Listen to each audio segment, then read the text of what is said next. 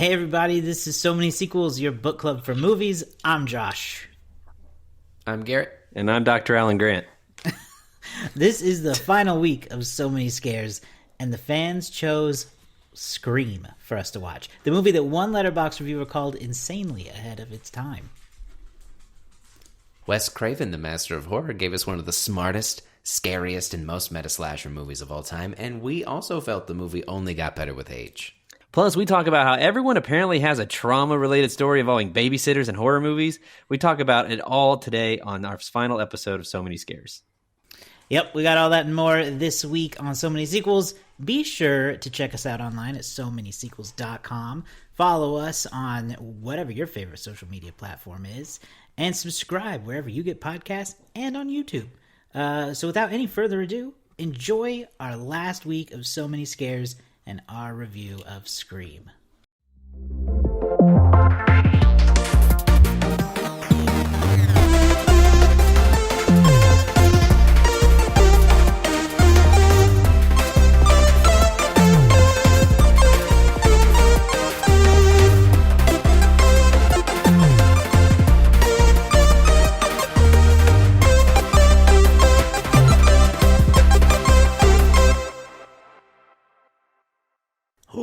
How's everybody doing? As of this recording, it is Devil's Night, Halloween Eve. Yes. How's everybody doing? Are we feeling spooky? David, you have your costume on. Yep. I have my costume on. Supporting. I'm a Texas Ranger. That's what I am right now. Repping the World Series. I saw you and Kat had your Texas Ranger couples costume. That looked good. Yeah. There was a miscommunication there. She dressed up as a Texas Ranger, and I dressed up as a Texas Ranger. But you know, very funny, good stuff. It's a good classic. Never got to do any of that kind of couple costume kind of thing. Oh, you could. What were some other people? Was there like a were there similar mistakes? There was a witch and a doctor. Witch doctor. I like that. As a witch doctor. Like that. There was a couple who everybody thought was mimes at first, but instead they were French Kiss. And their face paint was that of a Kiss member, and they had like French flags and berets. So it was very clever, but it was layered. A little too niche. It was layered, but it was a little too niche. High intellectual thinking. Mr. Highbrow. When we go into costumes, That's a good reference. when we go into costumes, it is mostly about what do we have, or what is comfortable. Those are the goals. The other option that we were going to do was yin and yang, and that involved sweatpants and like a piece of felt, and that was it. Yep, it was great. But then we were like, we have this, and then we had all our stuff, so we were like Texas Rangers. Bingo. Right now, we are in. I say we, but my wife is enjoying the 3 to 4 years we're going to get of having family costumes, because eventually Jack will not want to do family costumes. He will be like, no, my parents are lame, not doing that. And then it's back to I want to be my own thing. So last year, you guys may remember, we were a dragon, a knight, and a witch. Yes. Year before that, we were the Greatest Show. I was a ringleader, ringmaster, whatever. Nikki was a clown, and Jack was a elephant. He was Dumbo specifically. So yeah, that was fun. This year we're going as they're dinosaurs, and I'm dinosaur aficionado, Dr. Alan Grant from Jurassic Park. Did you? Originally, I was going to go as Nerdry. Nice. I was going to go as Wayne Knight's character, Nerdry. Nice. That'd be good. I can't remember why I decided. Oh, but Nikki decided she was going to change to being something else, so it ended up it wasn't going to work. Anyway, that's all I got. Josh, I know you're kind of like Jim from The Office. You kind of look for the easy route to costume. Is that right? Typically look for the easy route because I don't ever think about it until October 30th, typically. Because I'm not the kind of person who... I don't want to like invest a lot of money into it, you know what I mean? Mm-hmm. So I also like to go with, well, what do I have? Well, not too much. So I just kind of hem and haw until I end up finding something. Like if I have a reason, it's not I don't dress up every year anyway. I don't have any plans this year to really dress up. But in years past, I've been able to find something to hobble together fast enough to count as a costume, I think. So yeah, I appreciate the spectrum of creativity in people's costumes. Some people go all out. Some people keep it simple. I like it all. Mm-hmm. Yeah. I love the people who go crazy. You know what I really like? I was thinking about this just the other day. I like and I miss the homemade costumes. Mm-hmm. I say this because I saw a picture the other day of a kid who was a Ninja Turtle, but it was clearly a homemade Ninja Turtle costume where he like had a box on his back, painted like a shell, and I was like, that's cool. You could go to Target and buy a Ninja Turtle costume, but it's still gonna not be as cool at the end of the day as something you made. I think it's too commercialized. I think you have to have a warm and or climate controlled Halloween to go all out on that. I remember as a kid, had very cold Halloweens, and one year I had a very homemade costume where it was a lot of body paint. My mom just like painted me to look like what I was dressed as, and I had pants, but it was just kind of like that. And so I went out and I was like, yeah, look at me, whatever I was. I don't actually even remember, but freezing, very cold. Had to wear a jacket, which basically covered up the whole point. Yep. So. I like to do like a little bit of effort, My wife did make me a homemade Where's Waldo costume the other year, where she took a white shirt and painted red stripes on it, which almost worked, but it was very stiff after the paint dried. Yeah. That makes sense. That's a good idea, though. You guys been watching any scary movies lately? Yes. Oh, yes. What have we been seeing? Do you have or anything in general, but mostly scary? What's outside the so many? I always scares? want to hear from David first on these matters because he's not a scary movie guy. So have you taken any more dives into the spooky? I have not. I had goals too. I wanted to watch Doctor Sleep, having now seen The Shining. But just never really quite made time. The only new movie or scary movie I've watched is today's film. So I'll defer to you guys.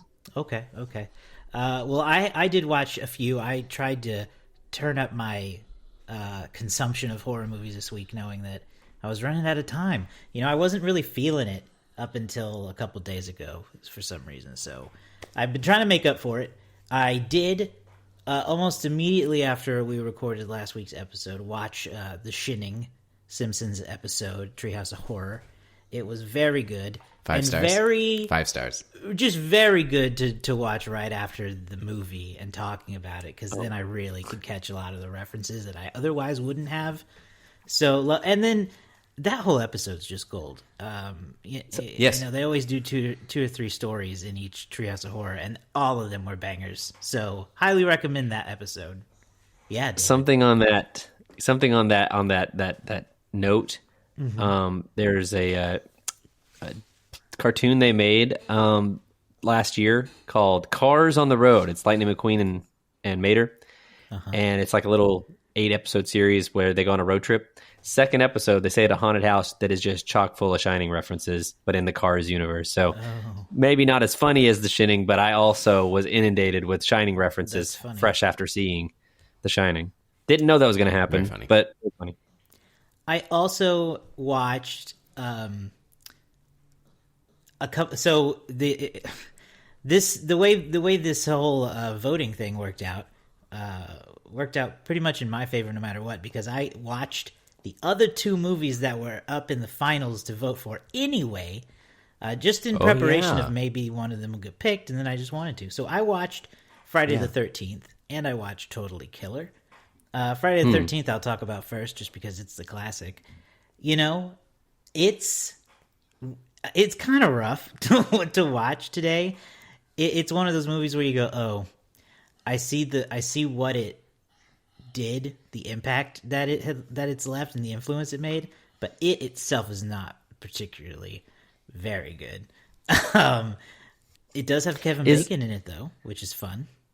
People forget about that. It's in one of his very first roles. Yeah, Kevin Bacon is young. He's the Johnny Depp of Friday the 13th. It has one of the all-time twists, in my opinion, that is so good that I'm not even going to say it for this 1980 movie, just in case you don't know what it is. It's a great one. So there's a lot that is good about it, kind of like The Shining, but it's still not great.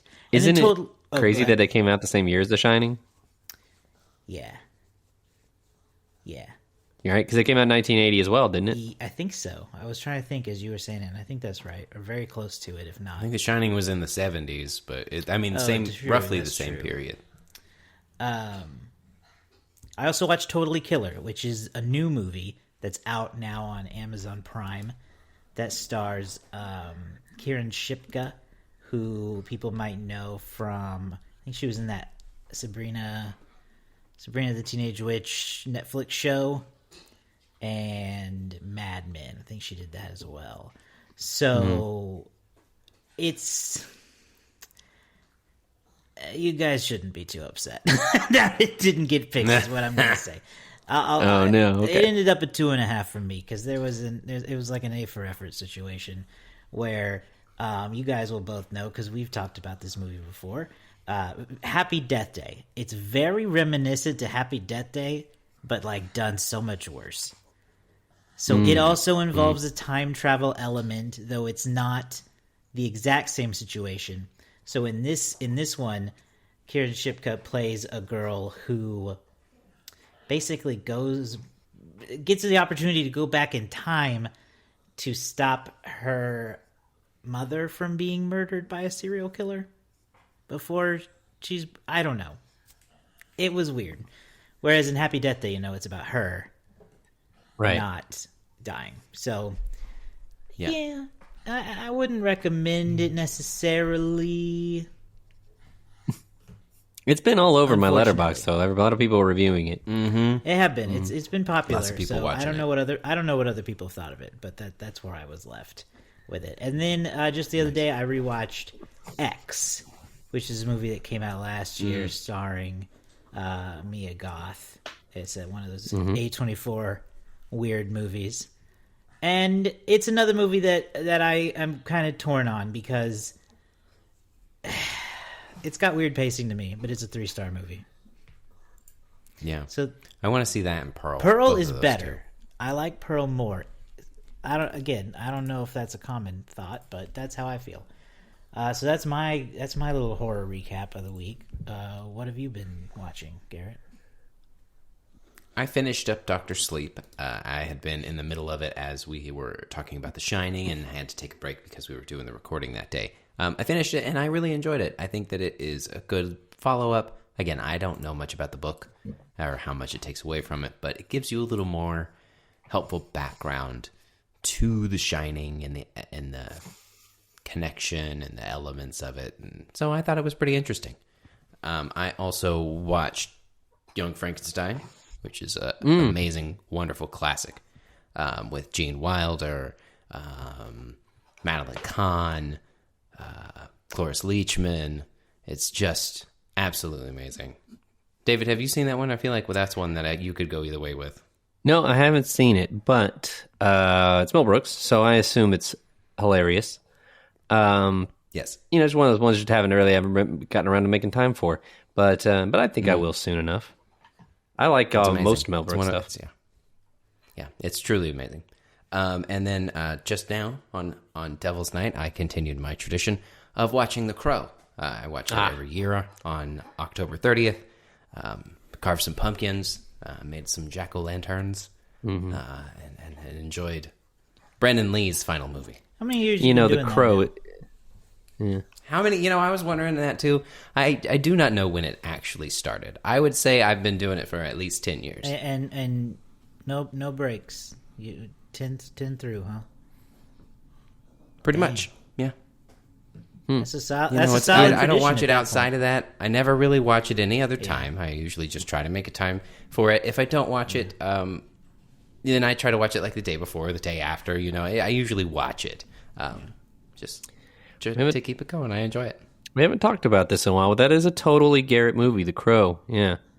Why do you say that? I need to really reanalyze it. Well, I don't know what Garrett's top 4 are, but Garrett's top 4 movies really should be... It's been in there. The Crow's in there. Good Burger, Crank 2, The Crow, and something else. Not What sure was what the that other one? fourth movie. Good Burger, Crank 2, The Crow, something else. I don't know. Something about else. Crank Right 2. now We it's talked Good about it Burger. before. I think Good Burger, Clue, The Crow's in there sometimes, and Back to the Future. No, we've spent a lot of time with you, Garrett. As I've said before, your brain is in two halves. It's Good Burger and Crank, and I'm not really sure at any given That's where moment The Crow's which one. at. At any given moment, which The Crow straddles one or the it. other is running the show, but anyway, The Crow's good. I haven't seen The Crow in a long time. Roundup, Yeah, I know. I'm too afraid to bring it up in the so many scares because it's not necessarily scary, but sometimes it's you don't want to subject something you love to Halloween stuff. You just want to enjoy that in private sometimes. We watched The Craft this year, and that wasn't necessarily scary. It was just good. Right. No, you're totally right. But now we're getting into our fan pick, which is very exciting. They didn't do us dirty, and I'm happy about that. No, honestly, I was only going to be worried, I think, if it was totally killer, because I don't even know what to say about it, to be honest with you. Part of me was rooting for Friday the 13th because it would be cool. It's a franchise we haven't touched before. But the people chose Scream for us to watch this week and to talk about for our Halloween episode. So that's what we're doing tonight. We're going to talk about Scream, the 1996 Wes Craven movie that created a new killer icon out of Ghostface, introduced a real comedic element into horror that hadn't really been there before, and just continued this renaissance of 90s slasher films. There's a lot to talk about in Scream. It's got a lot of sequels. So many, one might even say. They continue to make them. So many. Yeah, it's still rolling, it seems to be.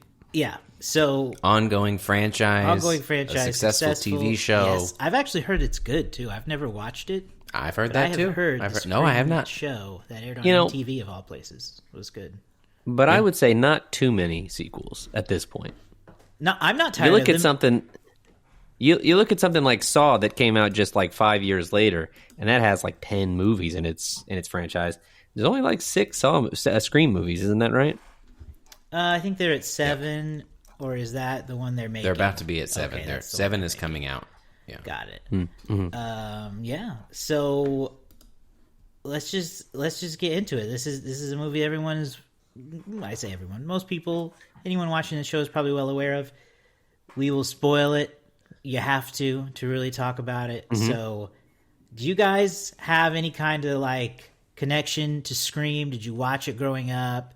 When did you first kind of interact with Scream and Ghostface? I have a deeply, deeply immense connection to Scream.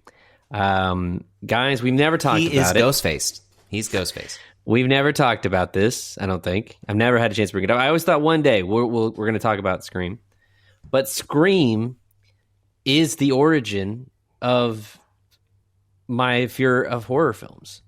I was 7 years old at my babysitter's with 4 or 5 other kids, and they said, hey, let's watch Scream. And so I think I was the youngest one there. I was subjected to this as a 7-year-old. I don't get the satire. I don't get the comedy, the commentary.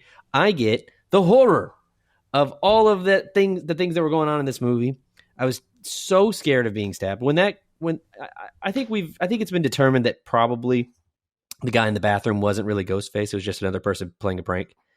But when that guy steps off of the toilet in the bathroom, as a kid, I thought, I'm never going in the bathroom again. That's exactly where a murderer will hide. I just remember being a kid and just being like, horrified of this movie. I look terrible without a beard, by the way. It's very offsetting. But for the audio listeners, I shaved for this costume. It irrevocably made me an absolutely not kind of person when it comes to horror. Good follow over on Threads is Hey Sugar Cinema. They're a fun podcast and blog about movies. They did a list of the top 7 types of horror movie watchers. At the very bottom was the absolutely nots, and that's where I have fallen for a long time. And so, yeah, it scared me to death. Between this and Titanic, I was like, those are like the scariest movies to me when I was younger. So yeah, I was really looking forward to revisiting this to see if it was as scary as it was when I was a kid, and I'm glad to say that I actually have a greater appreciation for it now as a full-grown adult. So there you go. That is great to hear. I did not know that this was your source of horror. I do want to, Garrett, do you have a babysitter traumatizing you with a horror movie story? Kind of. Okay, actually. I just needed to. Mine is. Room. Mine is The Sixth Sense. Okay. It wasn't necessarily a babysitter. It was my best friend at the time. His mom took us to see it. That's a Guardian in the theater, and I watched that movie with my eyes covered, with my fingers basically trying to dig my eyes out, and my thumbs slammed so hard into my ears that I felt my brain. It was so scary. That's so funny. I had a conversation with someone today who said they had a babysitter who let them watch Nightmare on Elm Street, and it traumatized them. And when I was a kid, I had a babysitter who let me watch Child's Play, and it traumatized me. And then David tells his traumatizing babysitter story. Now I'm wondering if America's babysitters are just on a mission to horrify the children. That babysitter. Good endorsement for the babysitter on Netflix. Starring Samara Weaving. That babysitter, shout out Morgan Brooks. She's never going to see this. She would allow me to watch American Gladiators, but I had to watch all of Days of Our Lives with her. So good trade. That was one of my traumas there as well. It was I had to watch so much Days of Our Lives just to get 30 minutes of American Gladiators. Wow. Oof. All right. Well, Garrett, what's your connection to Scream? You know, I can't remember when I watched it because I was just looking it up and I didn't realize in my brain this feels like a 1999 movie. Like it feels like a 1999 movie. So the fact that it came out 3 years earlier is a little surprising to me now. I was not a big fan of horror until later. I liked some of the classics, so I'm going to compare a little bit of it to Freddy Krueger just because Freddy Krueger was someone that I really did like. I like that version of Wes Craven. I like that kind of snarky, smimey humor that he had as he kind of murdered his victims. And you get a lot of that in Scream. I think that like Freddy Krueger walked so Ghostface could run. This was such a more put together thing. And you go back, you were talking about Friday the 13th earlier, Josh. You go back and you watch A Nightmare on Elm Street, and while it's still good, you still see why it impacts the horror genre and it has its esteem, but it's kind of rough to watch, right? You go back and watch Scream, and it is not rough to watch. It is pieced together. It is thought out. It is also, I thought watching it, it's like The Shining. They cast enough doubt on someone you absolutely know is the killer, but they do it in such a well-told way that you're like, how could it be? Until they reveal the ending at the very, the way that they just take every question and then they have an answer for it until the big reveal. It's just such a smart, scary movie that honestly has gotten better over time. And you see why Ghostface has become such a resurgence in such a positive way for the horror genre. I mean, again, a lot of these requels, what they did with, oh my God, Michael Myers was fantastic, and this is on the same level, except Ghostface was always still good. He never really got that bad. There were a few movies where it was like, maybe not. But because they haven't gone and made 50, it's still overall seen as such a good franchise. Good for them. Yeah, and I think part of we'll talk about that in a minute. Well, I was going to say part of what helps them get away with that, I think, so easily is that they continue to lean into how self-aware the movie is. Even coming back to this movie, it's pretty self-aware that it's a horror movie, right? Like, we get deeper into it as the franchise rolls on and the Stab movies come out, things like that. But even in this film, you have Matthew Lillard and Jamie Kennedy's characters who are high school film buffs and are always talking about all the horror tropes and things like that to look out for. And it's a thematic element of the killer. And that's what I love about it. I think that's what has made me come to appreciate it growing up. Because I have always really liked Scream. I do remember it being scary, but I also was Ghostface for Halloween when I was like 7 or 8. So I remember liking it enough to want to be him for Halloween. Yet I also remember being scared of it. So it's not something I watched frequently until I got to be a little less scared of it.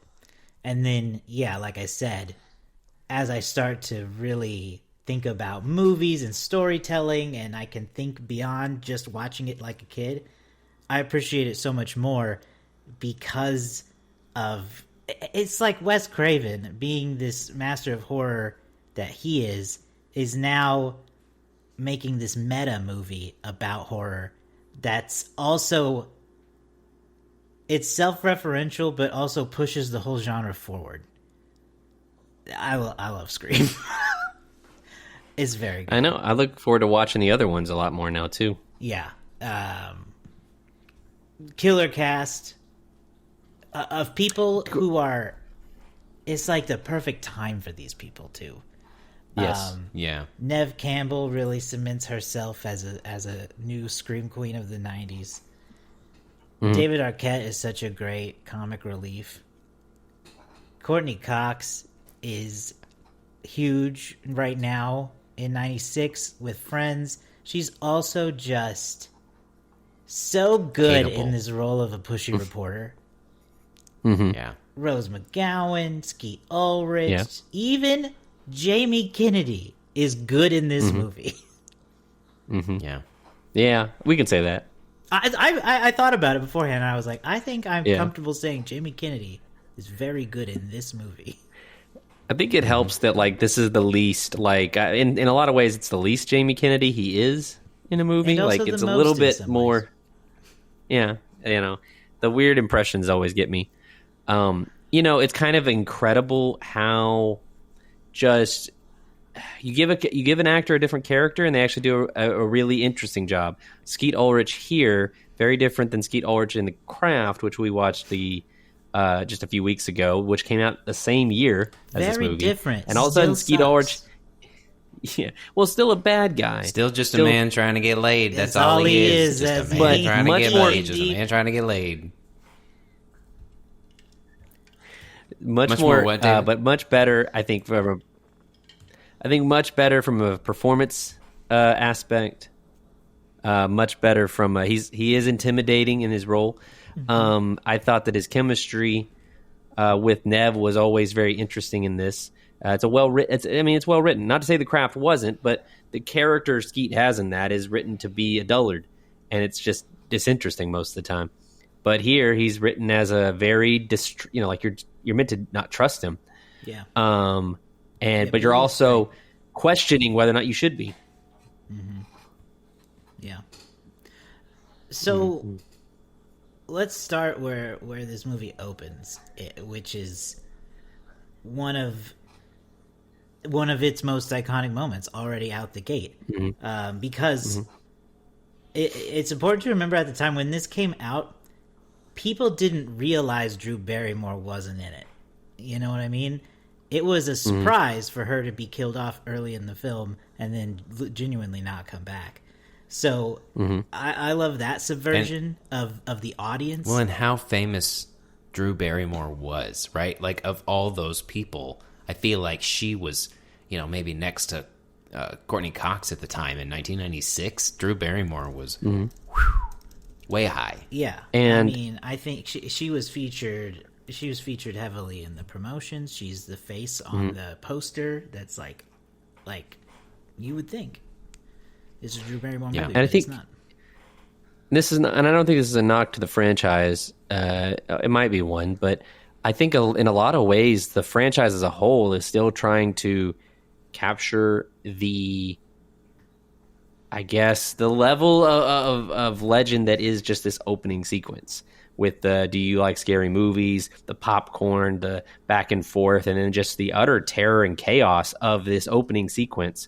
And the way that fans have gone back and reanalyzed, okay, like how did they pull this off? Which one, was it both of them? Was it just one of them? And how, who's where at which point? Which one, is this Ghostface and which one's the other one?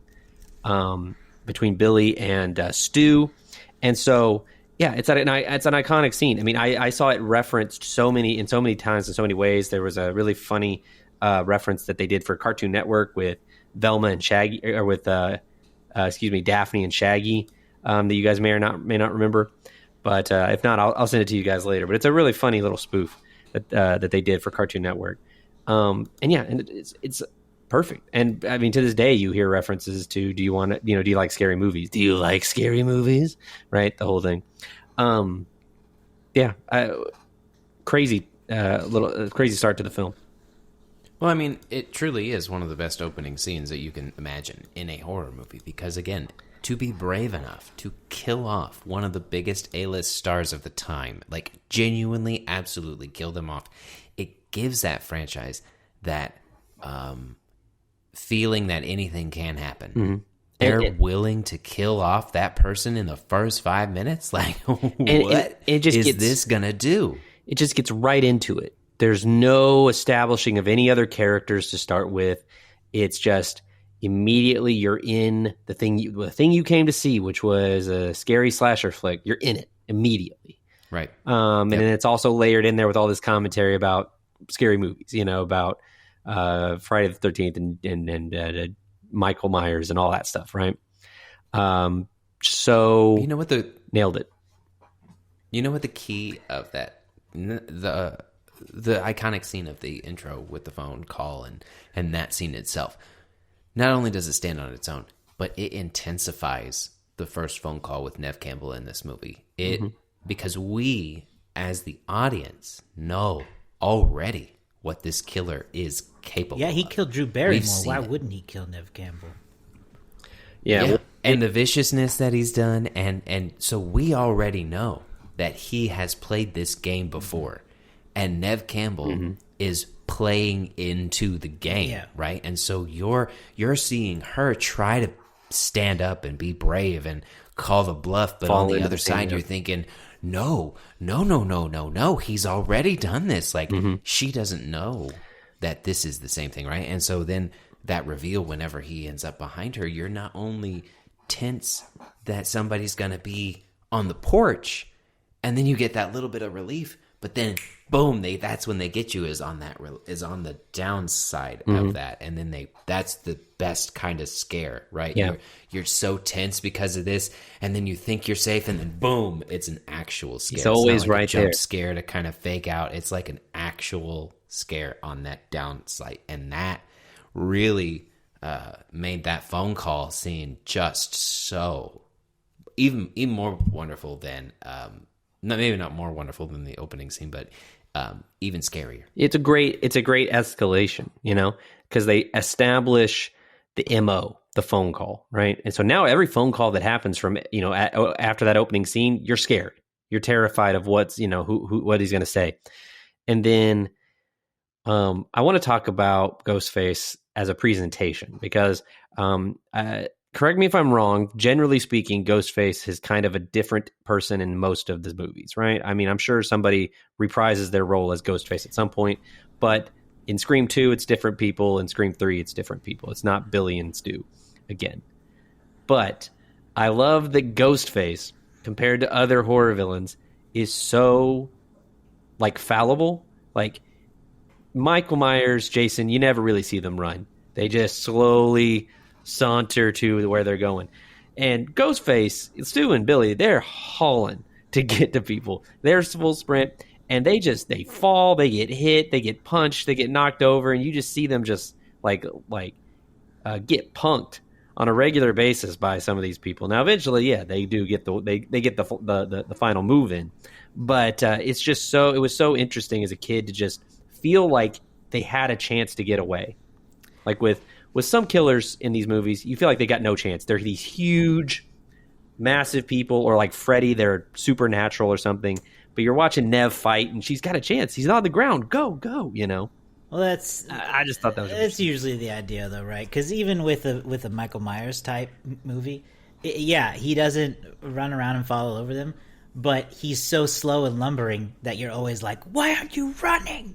He'll never catch you. So there's always that element of the audience should feel that. I think it's intentional that the audience should feel, oh my god, get away.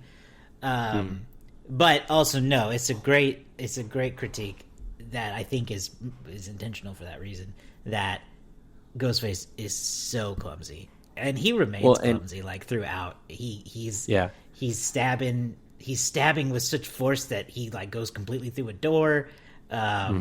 He's very clumsy to the point where it makes you wonder, man, how did he pull off the Drew Barrymore thing so perfectly? And I maintain that whenever Ghostface is clumsy, it's Stu, because Stu is so like erratic and wobbly like this, and the actual person who goes in for the kill on Drew Barrymore's character is Billy, because, and actually this is upheld by, I sent you guys a video about with this guy who does these breakdowns.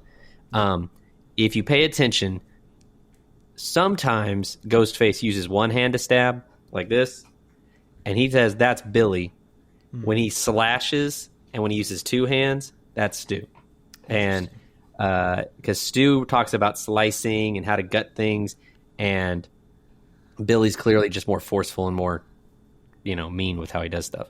So yeah, whenever he's being clumsy, I think it's Stu falling all over the stairs and getting knocked down and stuff like that. Billy takes a few hits too. He gets smacked in the head with a bottle. But I just think it's really interesting to try to figure out as you're watching too which one's which. Because because that was a big twist too. I think was that it was two guys and not one. Right, that was a twist, and that's another thing that makes Ghostface in the overall franchise a fun character. Who is Ghostface is the central question of every Scream movie, and that makes it it's a fun element. You at least know. Well, I don't know who Ghostface is in this new Scream movie until I watch it. So, and that's not known yet, obviously, in this movie, but it is a twist, yes, that there wasn't one but two, and that they were their own friends. Yes, of course, they'd be the ones who know all about horror, right? And something that Matthew Lillard and Skeet Ulrich, I saw an interview with them the other day where they were talking about Scream and the anniversaries and all that stuff. And there is, so I don't know if you guys have ever seen, so I watched a lot of Criminal Minds for like 4 or 5 years. I just got really into it. And I don't know, I'm not going to claim that everything they say on Criminal Minds is 100% accurate when it comes to psychological behavior, but I assume they got a few things right.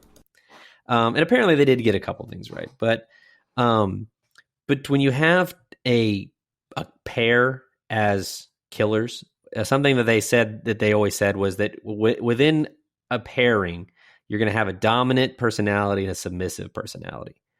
And having learned that and found out that that's usually true, you see it a lot in like brother pairings or something like that, or couples who kill people. There's always a dominant and a submissive, and sometimes it's not who you think it is. But I was watching it this time, trying to figure out who's the dom and who's the sub in this pairing between Billy and Stu. Is it just a thing you do now when you watch shows? When you watch shows and horror movies, and it wasn't clear in the first 2 seconds. So it wasn't clear at first because I was trying, because I hadn't watched the movie in a long time, and so I couldn't really remember what the dynamic was at the end of the movie. But at first I thought, well, Billy could be more submissive because he has a better sense of his emotions, which was something they always said, is that sometimes a submissive is a little bit more normal, and they're just weak against the other personality.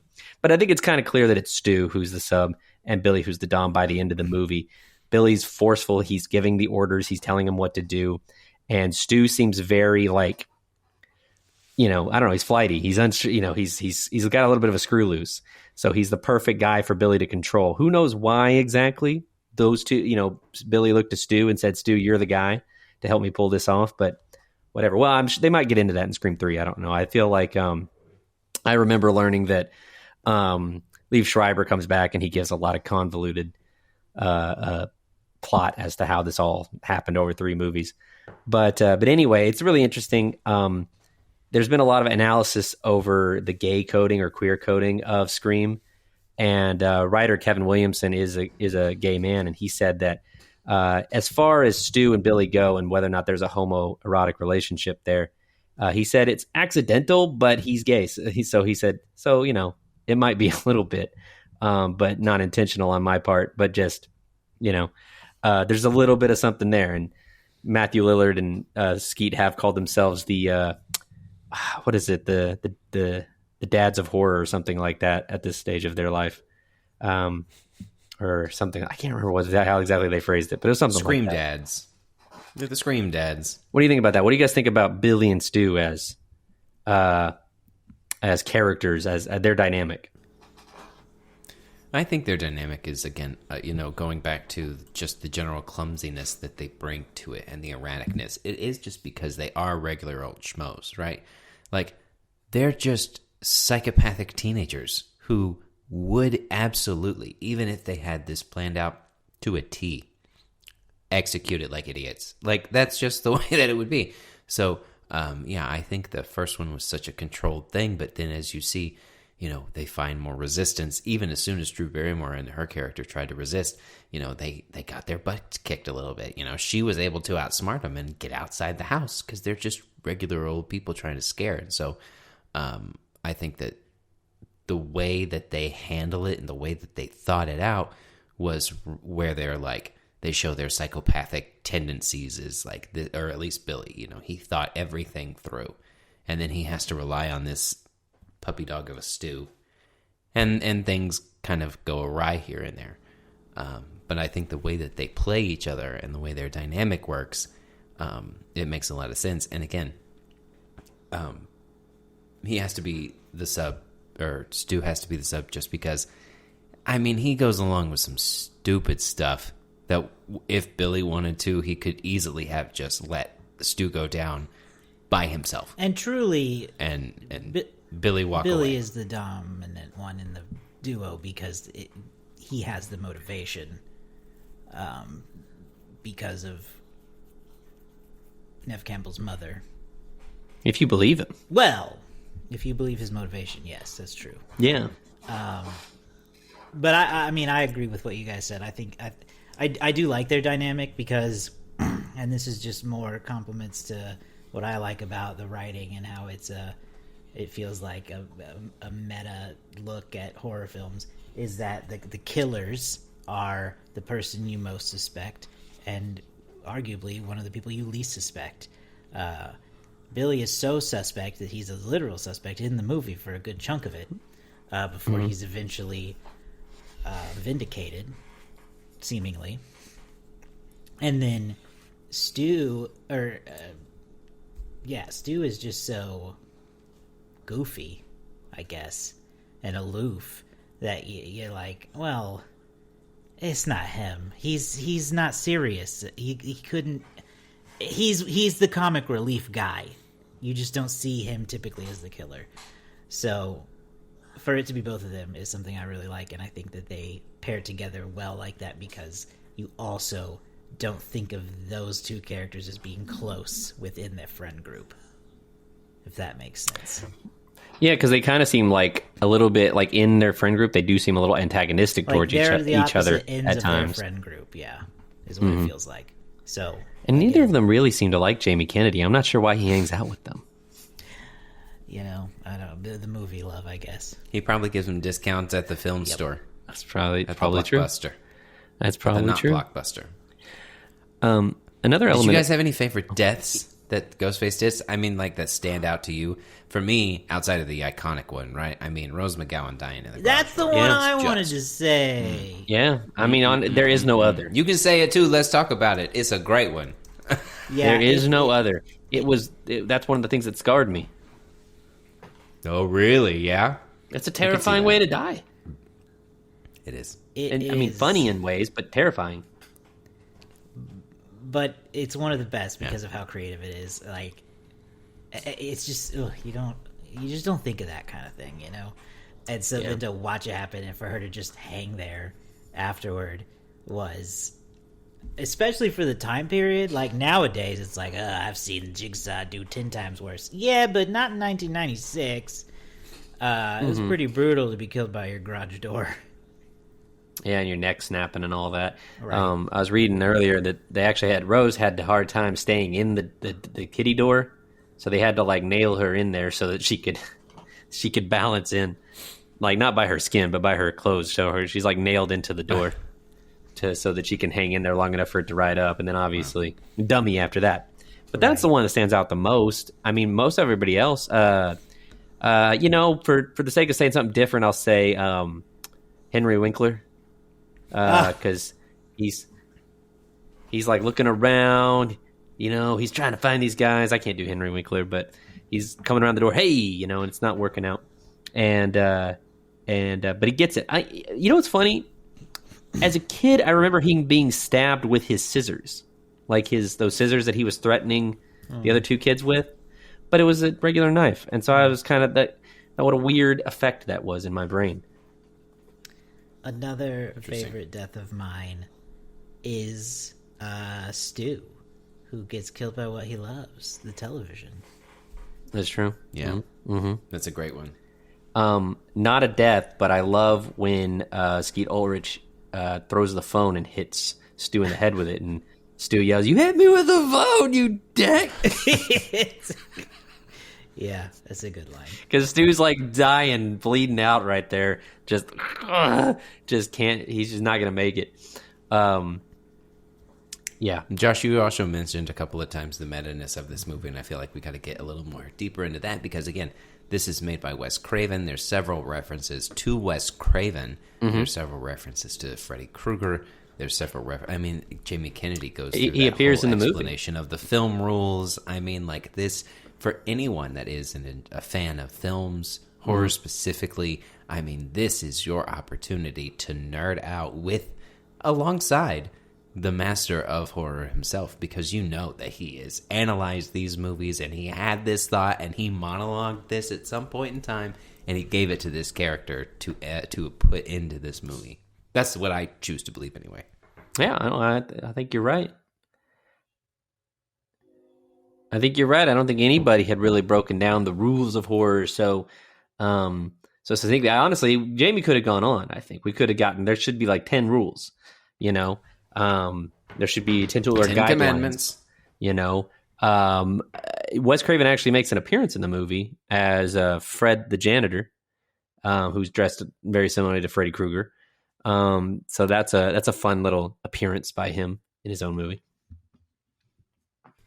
For the time, I don't necessarily know if I would consider him like meta, but like again, Freddy Krueger, the original, he was like, so pop culture-y, so like quippy and snippy, and he tried to use this attitude, and you feel that in a more mature kind of a way in Scream. If again, I was a big fan of Nightmare on Elm Street and Freddy Krueger, but I feel that snark and I feel that sarcasm and that same kind of attitude in this, just again more grown up, more refined, and more mature. Well, and there's the killer who talks is I was going to point out Jamie Kennedy's death in this movie is a great self-referential bit where he's watching a horror movie on television and he's criticizing the soon-to-be victim over how they're acting while he's literally living in his own horror movie and doing the same thing. And it's like Wes Craven was like, David, I heard you talking about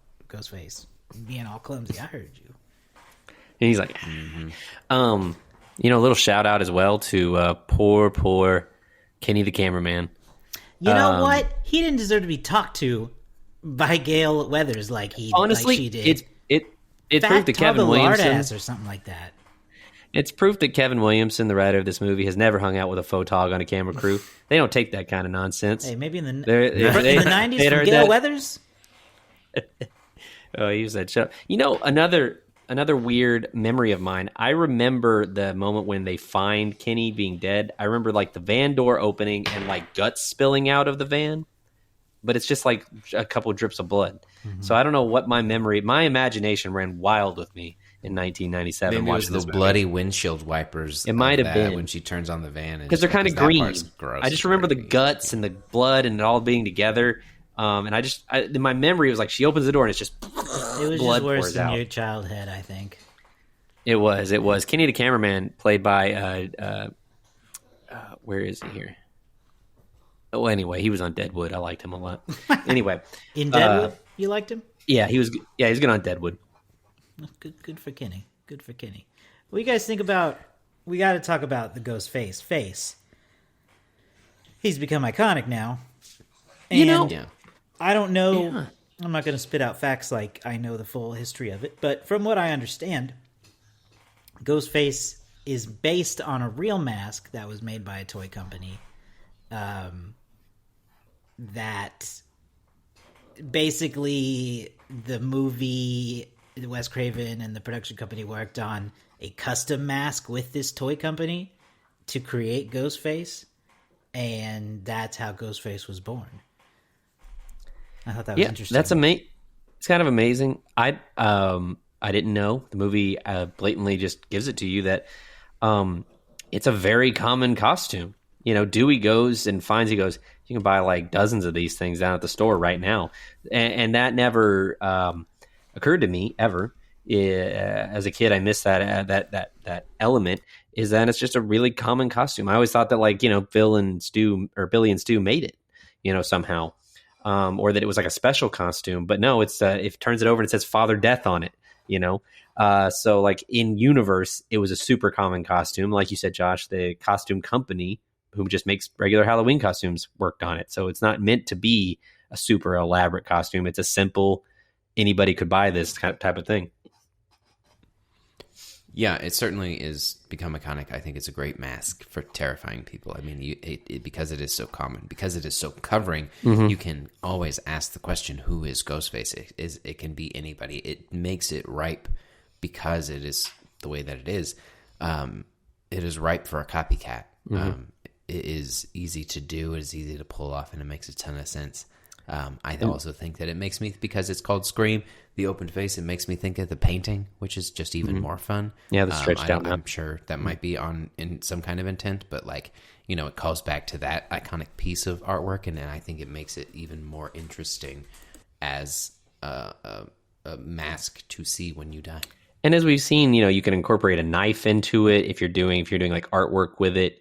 You can incorporate so much into just the simplicity of this triangular stretched out face. We've seen a lot of variations of it over the years. I got to say, I'm not really scared of it in a film anymore. When I see people who wear it at Halloween, I'm like, I'm not talking to you, getting out of here. But you know, my least favorite one, I don't know, immediate distrust, red flag. If I see someone walking around with a Scream mask on, Ghostface mask on, it was two other things. Have you guys ever seen the version of it where it's like plastic and there's like blood liquid like that rolls through it? Yes. Not a fan of that. You don't like the bloody Ghostface. So. No, that's terrifying. Also, I don't know if you guys remember this. Almost probably at least 5% of all video game players, like that was their gamer tag, was like Ghostface something for like years. Isn't there a rapper with Ghostface? Yeah. I don't know if the relation is there or not. Yeah, who came first? I don't know. They were cousins. Oh, there you go. All right. Well, we've been talking about Scream for quite a while. So, are there any other big parts or favorite moments, or any other like biting pieces of information you just had to share or talk about? No, I mean, I also wanted to compliment Neve Campbell. She's good in this. Great final girl. Matthew Lillard, great in this. I do like that. I like that there is a seed planted clearly early on. Wes Craven and Kevin Williamson knew they wanted to do more of this, so they plant this seed with this Liev Schreiber character, Cotton Weary, as the person who killed Sydney's mother. They knew they were going to pick that back up somewhere along the way. And I like that this movie really just kind of it just ends. It just, like, again, a lot of good horror movies, they just end. There's not a lot of like kicking around resolution. No, you know? It has to just end whenever the killer's dealt with. You know, that's the end of the movie. And then you get a little flash of Ghostface right before the title card comes up. We got to watch Scream 2 and 3 here in the near future. I think not for So Many Santas, but sometime soon. My favorite actor is in Scream 2, so we'll get to that eventually. He is. Yes, that's true. Mm-hmm. I think you will like Scream 2, actually. Because he has some great scenes in that. Anyway, okay, well, that's Scream. Clearly, we all loved it. How did it do box office-wise, David?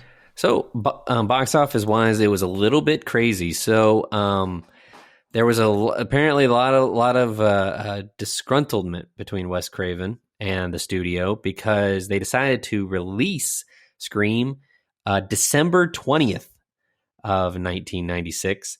Not a Halloween release, not even really a November release, but a Christmas weekend or pre-weekend release. And the studio was going to be bad. No, the studio actually looked at the thing and they looked at October, I guess, and they decided that there was so much competition there that it'd be better to have some counter programming in December. And it actually, according Wes Craven kind of looked at it as it was the right move in the end. Because Scream opened the weekend of December 20th, 1996, and the number 4 spot was $6.3 million. There was actually 1, 2, 3, 4, 5, 6, 7, 8, 9 new movies in the theater that weekend. The number 1 movie of the weekend was Beavis and Butthead Do America. The number 1 movie was Beavis and Butthead Do America. That's right. This is a different world. This is a pre-9/11 and a pre-COVID time. This is MTV rules right now, okay? Because Beavis and Butthead Do America was number 1, followed by Jerry Maguire in its second week. 101 Dalmatians with Glenn Close, the original Disney live-action reimagining, if you will, in its fourth week with 6.9. And then right behind Scream in the number 5 spot was One Fine Day. This is a movie starring George Clooney and Michelle Pfeiffer, a little romantic comedy for you there. Never heard of it. Maybe save it for our next rom-com month if we ever do that again. Yeah. Now, 6.3, number 4 opening, you're thinking, nah, it's not a huge opening or anything. But the movie would churn along. It was next week, $9 million at the box office, $10 million at the box office, 7, 7, 4, 4. It just kept chugging along. Wes Craven said it ended up being the right call because you look at the movies that were out and the audiences, the demographics that were going out, the demographic we were shooting for, they're going to go, I saw Beavis and Butthead, now what? Let's go watch Scream. So it ended up working out. It was good alternative programming to what they had that Christmas. Interesting. The movie would go on to make $103 million in the United States, $20,000 only overseas. Didn't do a huge international release. That really didn't become popular until like 98, 2000, the international release. So $103 million. It was one of 15 movies to make more than $100 million in 1996. Number 1, we were just here to talk about The Craft the other week. Number 1 movie is Independence Day, followed by Twister, Mission Impossible, Jerry Maguire, and Ransom. This has become our 6th time visiting the year of 1996. With Jingle All the Way, First Contact, Muppet Treasure Island. Those are some of the other movies. And, of course, our favorite So Many Scare, The Frighteners. Those are some other 1996 films we have reviewed in the past, if you want to check out any of those podcasts. That's all I've got for Scream. I was going to tell you how to date, it is the highest grossing of the Scream franchise when you adjust for inflation. So it is kind of still the standard. They've been trying to recapture it, and sometimes they get close, but I think it's hard to beat the first one sometimes. So I'll throw it to the Letterboxd game. It can be. That's definitely true. Okay, let's hear from some of the most popular reviews on Letterboxd for the movie Scream. We got, first up, 5 stars from Muriel. When he tells you The Exorcist reminds him of you. Heart eye emojis. Rule number 1, don't pick up the phone. 4.5 stars. 4 stars from Kennedy. I relate to Randy because I too scream at everybody about the rules of cinema when it is not appropriate or asked for at social events. He pauses the movie. And then, what are you doing, man? Finally, 4 stars, Killer. What's your favorite scary movie? Me. I don't know. Check my Letterboxd. There you go. My Letterboxd. Hey, that's a good one. All right. Based on these fun reviews, what do we think? What does the Letterboxd community think about Scream? on a 4 You're up or first. 5 scale basis. This is a tough one, man. It is. I'm gonna make you all decide. I'm gonna go with a 3.9.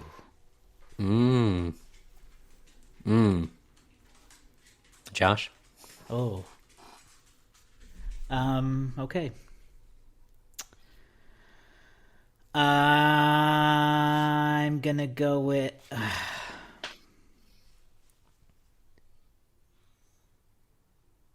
3.6. 3.6. 3.9. Well, I want to delete. let's get a tiebreaker ready, because I'm going to go right between both of you and say 3.7. 3.7. Okay, we got 3.6, 3.7, and 3.9. Wait, Man, I really hope the 3.6, Letterboxd community is 3.7, a and big fan. 3.9. Yeah. So there is no tiebreaker necessary, actually. Well, there might be one for me and Garrett. You hope the Letterboxd community what now? Really likes it. Well, I can say we don't need a tiebreaker. We don't have a direct hit. And the Letterboxd community does like it. This movie is at a 4.0. So Garrett wins this one by choosing the highest. I didn't feel great about my low pick, but I just wasn't sure if it pushed over the limit or not. My first instinct was 3.8, but I wanted to go a little lower. Yeah. Just in case. You want to know? My first instinct was it's probably a 4-star movie, but I'm going to make you all make that decision. Oh, you jerk! And if one of you gets it, then you deserve it. Neither of us were brave enough, David. Neither of us were brave enough. No, I wasn't brave enough. I didn't think it was going to be 4.0 or higher. I was pretty confident in that 3.8 to 3.9 range. I was too. Garrett. Oh, sorry. I'm still in last place. Garrett, that brings you up to 9 wins. It brings you up to 8 wins, 9 total points, because you had a direct hit earlier in the year. You're just behind Josh, who's at 12, and I'm at 15. Anything can happen. We still got at least 8 more movies this year, so it's a foot race towards the end. Yeah, we strolled along most of the year, but it's finally turned into a race.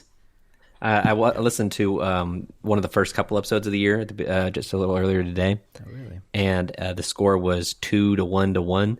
And I said, I got the lead on you guys right now. And Josh said, hey, a lot can happen in a year. It did, and it didn't at the same time. Yeah, there was it's been an up and down year for the Letterboxd game. You maintained the lead, but the other numbers, there was some weirdness. All right, well, boys, that is a cap on Halloween on so many scores. Yes. What are our scores? What are our scores? It's our final we always one of the forget month. that. I mean, I don't have to think about it, honestly. To me, truly, it is a 5-star film. I don't feel the need to defend that. No, I don't think you should. I'm going to give it a 4.5, only just because there was one part near, middle where it kind of got to a point where I was like, all right, I'm ready for this to kind of get to the next step. It was just a little bit. It was just a skosh. If I'm just picking bones here. It's when they're at the grocery store, isn't it? Yeah, there's just a piece where it's kind of like, all right, we can move past. We can fast forward just a little bit and get to the next part because none of this I care about. But that's really the only reason. And I'm just going to go one more lower. I'm just going to go 4. So 4, 4.5, 5. I think between 3 of us. I'm going to say 4 stars. Enjoyed this movie quite a lot more as an adult than I did as a kid. I'm kind of interested now in the lore and finding out what happens next. We talked about a couple of movies that we were inspired by this already. We talked about I Know What You Did Last Summer about a year ago, and you can really tell that this was the better of the two. Just watching them. Yeah. So 4 stars for me. I quite enjoyed it. All right. Well, we got a nice little stair step there then. 4, 4.5, and 5. I dig it. Okay. Well, that is Scream. That is the end of So Many Scares 2023. We will give David another 11 months break from horror films before we subject him to it again. Thank goodness. He hopes. I made it without being that scared. Exactly. That's always the goal for you, I guess.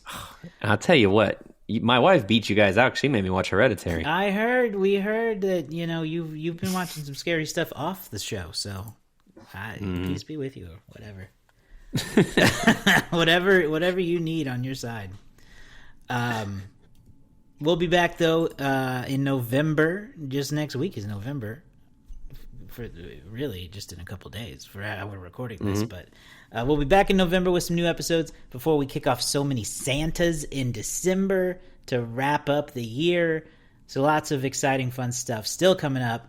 Be sure you subscribe to the show wherever you get podcasts or on YouTube. Whichever one you're not on, go to that one and subscribe there too, because why not? But then also go follow us on social media so you can see what we're doing, get clips of the show that you may have missed, and find out when you can participate in some of our polls so that you can help pick the episode we talk about, just like we did this week when everybody voted Scream over Friday the 13th. So will we get to do Friday the 13th next year? I don't know. Maybe. We probably won't do it before then. It would be a weird movie to do out of November. But you never know. So go follow us wherever you are on social media. We're probably there too. We're on Facebook, Instagram, TikTok, Threads.